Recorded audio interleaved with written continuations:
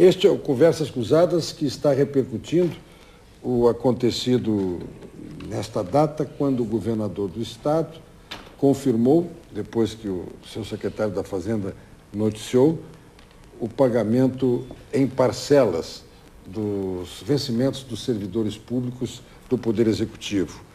R$2.000, dá 2.150, né? 1.800 mais 350, e depois haverá ainda um parcelamento no dia 5. Dia 15. Dia 13, mais dia 1.000 mais e 1.000 no dia 25 o 13. restante. E no dia 25, ou até 25 de agosto, Hoje o restante. o secretário disse 25. Se for possível. Daqui, no dia 13, R$1.000, se houver condições. Muito bem. Se está ruim, pode piorar. Pode. Continuando com a nossa roda de conversa aqui sobre todo este tema, nós no primeiro bloco mostramos o que cada uma das entidades está entendendo que vai acontecer com o seu colegiado.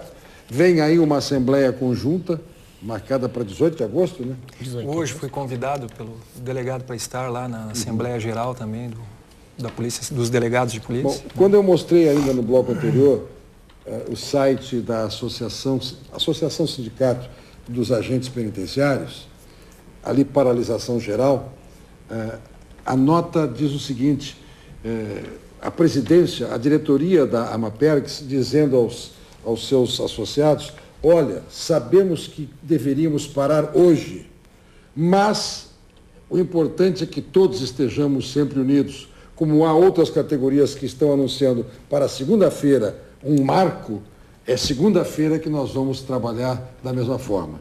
Então é neste sentido da unidade que também se nota por aí.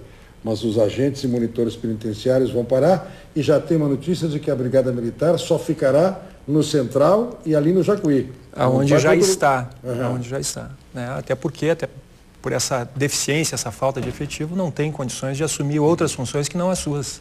Né? E não há também essa disposição, isso é o que se percebe. A bem da verdade é isso. Não há essa disposição de preencher outras lacunas no serviço público. E isso nós vamos ver com medidas da categoria, mas certamente isso vai surgir da nossa Assembleia Geral Conjunta.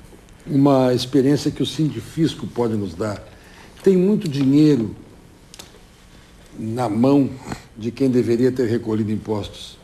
O trabalho dos senhores, que por sinal também foi desestruturado, e não de hoje, em muitos momentos, correto? Sim. A abordagem, a blitz, que sempre trouxe resultados, como é que está funcionando atualmente? Com mais frouxidão? Então, não está acontecendo isso, Brito. Deixa eu te explicar assim. O que acontece hoje? Não, né? não frouxidão por parte de vocês, não. Por decisão política de não ter fiscalização. Não, a carreira do auditor fiscal da Receita Estadual hoje tem autonomia funcional plena. Então, os auditores executam o seu trabalho na medida que entendem que deve ser executado, e os governos não intervêm nesse trabalho. O problema que hoje assim prejudica bastante, em especial os trabalhos de auditoria e os trabalhos de monitoramento, é a falta de pessoal. Né? Nós temos um quadro relativamente envelhecido, com um número relevante de aposentadorias, então é necessário oxigenar os quadros, é necessário ter gente na ponta trabalhando em auditoria para orientar e acompanhar e, obviamente, através de processos modernos e atuais, ampliar o trabalho de combate à sonegação. A autonomia absoluta do auditor fiscal no exercício de suas atribuições, apesar do reduzido efetivo de pessoas, ela é exercida. Mas oxigenar e ampliar esses quadros, permitir que a Subsecretaria da Receita Estadual possa colocar esse grupo todo no trabalho de auditoria na ponta, com certeza vai trazer um resultado muito relevante para o Estado. Nós temos hoje aí no mínimo 100 colegas aprovados em concurso público de auditor fiscal, aspirantes a assumir o cargo, prontos para trabalhar, e obviamente quando essa turma é nomeada, ela entra num processo de treinamento, tem todo um período de maturação, e esse retorno que eles podem trazer, que é um retorno relevante. Então, quando você coloca o profissional desta área, que é de alta especialização em atividade, depois de algum tempo ele começa a agregar um resultado relevante para o Estado. Né? Para você ter uma ideia, eu tive um levantamento ali, a média de 2011 a 2014, desse grupo que atua lá na ponta, que faz a autuação, que fiscaliza, era uma média de 998 milhões de reais ano, entre 2011 e 2014, resultado na boca do caixa da atuação direta desse grupo, que me parece que estava em algo em torno de 70, 80 pessoas. Né? Então você imagina se você agregar 100 pessoas, sangue novo, qualificado, que está aprovado e preparado para trabalhar. Nós acreditamos que essa é uma das providências que vai ajudar e muito, né, a melhorar o perfil de caixa. Existe, entretanto, um conjunto enorme de outras previdências, porque, como eu disse, o cobertor é curto e a crise é grande e antiga, mas agudizada agora. Né? A crise está agudizada. Então, é preciso um conjunto de providências que venha trazer essa solução. O governo tem que governar nesse sentido. E os colegas técnicos da Fazenda, os colegas auditores fiscais, né, estão trabalhando em projetos para contribuir, enfim, no que for possível, adotar novas medidas nesse sentido. Nós mesmos, como representação de categoria, o Sindifisc e a FISVEC, deverão levar, então, ao secretário da Fazenda a proposta de um conjunto de medidas que, obviamente, tem o compromisso dos colegas de colaborar na sua implementação e execução, para que venha a auxiliar, então, o Estado a enfrentar a sua crise. Mas o fato é que a Receita Estadual hoje, os auditores fiscais da Receita Estadual, hoje atuando na Receita Estadual, sim, precisam oxigênio para dar força para a Receita, para fixar que a solução está através da Receita. Né? Hoje nós temos um grande trabalho de gestão do Tesouro do Estado, feito através dos colegas auditores fiscais, que também atuam no controle, mas nós precisamos trabalhar um conjunto de medidas que venham efetivamente a combater a crise. Você disse assim, tem muita gente com o dinheiro que deveria estar no caixa? Tem. E o trabalho, então, de cobrança dessa dívida ativa? Ora, o trabalho de cobrança da dívida ativa, e a dívida ativa, quando se fala em cobrança na área administrativa, né? Porque a área que cabe à Procuradoria é a execução fiscal, não é a cobrança, né? Então, esse trabalho hoje é executado, é bem executado, mas carece de instrumentos jurídicos adequados, Brito. Aqui nós estamos colocando num ponto, existe um anteprojeto no Congresso Nacional tratando de instrumentos jurídicos adequados a dar eficiência à recuperação da dívida ativa. Um desses instrumentos seria o poder de constrição patrimonial do devedor por ocasião do lançamento tributário, para que após o lançamento não houvesse a correria de providências para frustrar a execução. É preciso ação estadista, é preciso modernizar os instrumentos jurídicos de cobrança da dívida ativa para que se evite essa enorme frustração que tu te referiste. O importante é isso. Tem como buscar o dinheiro do Estado com ações em determinadas carreiras que sejam estimuladas e até robustecidas, por exemplo, com um novo aporte de servidores. É o caso da Brigada Militar. Todas as carreiras têm concursados esperando, né? Na Polícia Civil também. Segunda-feira, professora, as crianças voltam às aulas? É o dia de voltar para o ano letivo? Como é que vai ser? Segunda-feira nós decidimos hoje no nosso Conselho Geral, as escolas estaduais não funcionarão. E aqui nós queremos nos somar, que imaginem, senhores pais, como chegarão esses professores, esses funcionários de escola na escola segunda-feira. Nós não estamos com condições emocionais, inclusive, de receber as suas crianças. A partir de terça-feira, nós temos então as plenárias unificadas dos servidores. A terça-feira vai ser em Pelotas, onde teremos então a paralisação em Pelotas, toda aquela região dos núcleos do CEPERS também não terão aula. Quarta-feira será em Santa Maria, a mesma coisa, é paralisação naquela região. Quinta-feira será em Santana do Livramento, também. Então, teremos 4 dias de paralisações, 1 geral, 3 alternadas. E na outra semana, então, teremos Caxias, Passo Fundo e Juí. Todos construindo a grande assembleia que pensamos em trazer mais de 40 mil servidores para Porto Alegre no dia 18 de agosto. Teremos a nossa Assembleia no Largo Glênio Pérez e depois iremos para o Palácio Piratini. Delegado Wilson Rodrigues, serviços como identidade, carteira de identidade, atestado de bons... Ainda se tira atestado de bons antecedentes? Porque eu não sei. Não sei. Não, mas essa área... Declara-se que tem bons antecedentes sobre as penas da lei. Isso, Mas, não, mas tem, sim. Mas a identidade tem que buscar lá. Tem que buscar lá. Só que hoje, Brito, esta área não está mais afeta à Polícia Civil. O IGP. O IGP. Que não se manifestou ainda. Vai que está junto conosco. Exatamente. Eu creio que vai, eu imagino que isso aí vai parar. Não sei em que forma está sendo tratado. Serão feitas perícias em locais de crime? Não sei. Depende do IGP. Carteira de identidade, atestados, renovação de carteiras. O delegado também, na presidência do inquérito, quer do II, o Instituto de Identificação, sim. a ficha de fulano de tal para confrontar fragmentos de impressões. Às vezes é necessário também, quando se duvida da carteira de identidade, a legitimação, uma série de coisas. Então, eu não sei. Mas... O IGP já lhe comunicou, professor? Está junto conosco e já fechando. Inclusive, nós temos o nosso grupo no WhatsApp, estamos paralisando com esse enquanto. Eu acho que o governo não dimensionou tudo isso, especialmente pela forma como fez. Eu quero destacar, Brito, eu sempre faço isso, de forma até um pouco cansativa, que a nossa entidade de classe, ao contrário do que já começaram a dizer hoje de manhã, não tem nenhuma preferência e nenhuma discriminação política, eleitoral ou partidária.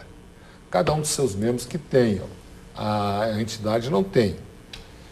E quero destacar também a forma cordial, sempre cordial e franca, com que nos recebeu sempre o secretário Márcio Biolchi.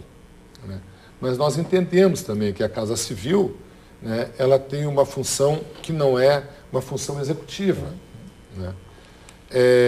Ontem, na reunião que tivemos, ele sempre é uma pessoa muito alegre, mas me transpareceu uma preocupação muito grande. Teve nessa reunião também o secretário de Segurança, que pouco se manifestou sobre esses assuntos. Também não gostamos hoje da entrevista do secretário de Segurança, do secretário da Fazenda, disse, nós vamos pagar tanto, e se houver possibilidade, R$1.000 no dia 13. Isso aí me parece um certo desprezo, né, Brito? Isso é um certo desprezo, porque algumas pessoas do governo talvez não entenderam bem. Só quero dizer a todos que os microfones estão sempre abertos, hein? Sim. Então, porque às vezes há uma conversa. Eu só comentava quando o delegado falou de 1.000, eu disse assim, nós estávamos pior ainda, quando falava em 350 no dia 5. Sim. Não recebe teu salário, alguém dizer, não, mas vou te dar 350. Sim. Então, ao fim e ao cabo, os 350 já vieram agora. Já veio junto agora. Eu creio que veio junto. Porque nós, como todos aqui, nós não somos empregados do governo. Nós somos funcionários do Estado. E há uma diferença muito grande. Não há nenhuma cápsula de minúcio de ser empregado do governo. Não há. E nós sabemos de pessoas que prestam serviços relevantes, sendo contratados, eventualmente, para tarefas importantes. Agora, que a nossa relação, eu sempre tive, Brito, até por questão de família lá atrás, eu sempre tive uma visão republicana do Estado. E essa visão republicana, ela impede que o Estado nos trate dessa forma. Isso não é uma posição republicana, porque ela não tem sido, com relação a esse parcelamento, nem no mérito do parcelamento, a forma que foi feito, de forma assim desprezível. Vamos fazer e eles que se virem, pois nós estamos nos virando. Estamos nos virando da forma que podemos. A sociedade que nos ouve, que nos assiste, pode ter a certeza que nós temos e teremos equilíbrio para levar essas questões adiante. Assim como já falou o Coronel Frota, nós não estamos aqui reivindicando aumento de salário, nós estamos reivindicando receber o nosso salário, que é coisa diversa. Nós temos absolutamente seguros de que se nós ficarmos inertes, esse parcelamento vai se prolongar. E consta, espero que não seja verdade, e se for verdade, governador, por favor, tire isso da cabeça de alguém, de ir atrasando até atrasar uma folha inteira, para durante um ano ficarmos devendo um mês de salário. Esse jogo nós já conhecemos, só que agora nós não aceitaremos. Porque, bom, mas o Estado não tem dinheiro. É verdade que o Estado está com pouco dinheiro. Mas por que o Estado não faz com a União que está fazendo conosco? Não vou pagar. Mas se não pagar a União não transfere verbas para o Estado. Bom, então o Estado, com a força que tem, o Estado do Rio Grande, que sempre teve, que faça, por exemplo, como fez e se comentou há pouco aqui no intervalo, como o Rio de Janeiro. Ingressou com ação em juízo e não está pagando. A Prefeitura de São Paulo ingressou em juízo e não está pagando.